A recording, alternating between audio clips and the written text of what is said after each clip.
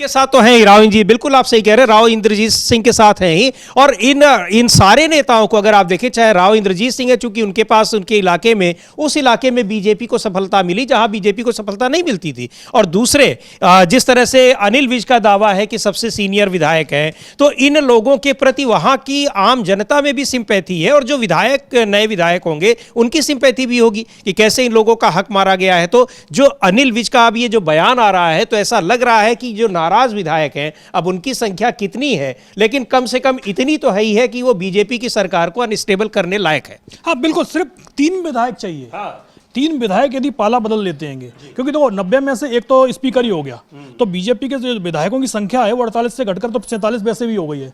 तो और यदि 3 विधायक भी यदि पाला बदल जाते हैं तो फिर ये सरकार मान के चलिएगा मुश्किल से बच पाएगी। लेकिन अनिल विज का जो मामला आप बता रहे हैं, उसमें उनके साथ करीब दर्जन भर विधायक हैं, और जो राव इंद्रजीत के, उन्होंने तो 9 विधायकों को एक तरीके से बैठक करके बता भी दिया था कि हमारे पास में ये 9 तो है ही हैं, जिसको कहते हैं कि परेड करा दी थी उन्होंने। हाँ बिल्कुल, 9 विधायकों के साथ तो उन्होंने बाकायदा बैठक की थी, और बाकायदा एक प्रस्ताव सा पास हो गया था कि भाई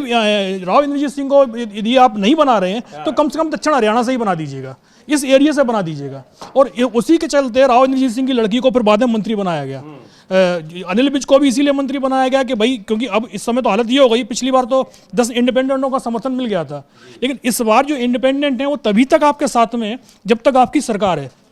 क्योंकि वो तीनों के तीनों जो इंडिपेंडेंट हैं वो कांग्रेस के ही नेता रहे हैं, कांग्रेस से विधायक रहे हैं, और टिकट नहीं मिलने के चलते उन्होंने कांग्रेस पार्टी से छोड़कर एक निर्दलीय चुनाव लड़ गए थे। तो ऐसे में अगर कांग्रेस की सरकार बनती है तो वो तुरंत पाला बदल जाएंगे, बीजेपी को भी उन पर भरोसा नहीं है। यहाँ महत्वपूर्ण बात यह है कि राव इंद्रजीत सिंह भी पुराने कांग्रेसी हैं, उनके पिता तो बड़े नेता कांग्रेस के रहे, राव वीरेंद्र सिंह। और मुझे अच्छी तरीके से याद पड़ता है, समीर जी, शायद 91 का इलेक्शन था, और उस समय हमारे यहाँ बदायूं में ये राव इंद्रजीत सिंह पहुंचे थे, वीपी सिंह की एक सभा थी उसमें, तो मुख्यमंत्री पद के दावेदार तब से हैं राव इंद्रजीत सिंह भी। मुझे ध्यान पड़ रहा है, राव इंद्रजीत सिंह पहुंचे थे,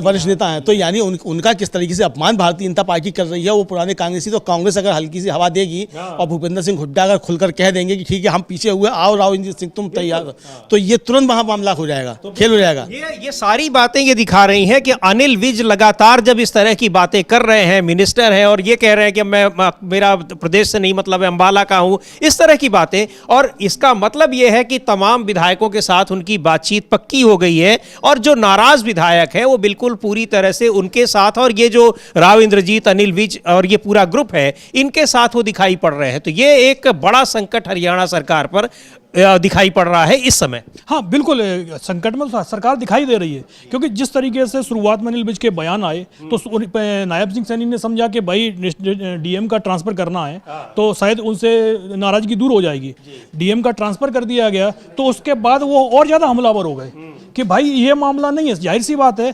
कि उनके निशाने पर, अनिल विज के निशाने पर इस समय सीधा सीधा सीएम पद आ गया है कि किसी तरीके से नायब सिंह सैनी को सीएम पद से हटाना है, और अब वो सीधा सीधा जिस तरीके से आज उन्होंने ट्वीट किया है, और करीब 1.5 दर्जन से ज़्यादा फोटो ट्वीट किए हैं, उसमें उन्होंने बताया है कि जो हमारे खिलाफ कैंडिडेट चुनाव लड़ रही थी चित्रा सरवारा, उनके साथ जितने लोग प्रचार कर रहे थे वो उन सभी के फोटो सीएम के साथ भी दिखाई दे रहे हैं। तो जाहिर सी बात है कि उनको हराने के पीछे जो रणनीति बनी थी वो कहीं सीएम ऑफिस से तो नहीं बनी थी। बिल्कुल, वो लगातार आरोप लगा रहे थे कि उनको यहाँ पर प्रशासन और सरकार उनको हराने पे, जब वो चुनाव लड़ रहे थे तब की ही बातें हैं। तो ये जो सारी चीज़ें हैं अमलेंदु जी, अगर इसको देखा जाए तो चाहे राव इंद्रजीत सिंह है, चाहे अनिल विज है, दूसरी ओर ये इनके पास सरकार पर जो दबाव भी बना रहे हैं, तो नायब सिंह सैनी को हटाने का रास्ता तो ज़रूर साफ हो गया है, बीजेपी का ही कोई सीएम बनता है या सरकार गिरती है, क्योंकि इनके पास ये भी उदाहरण है कि भाई मुख्यमंत्री रहते तो महाराष्ट्र का भी चुनाव लड़ा गया था,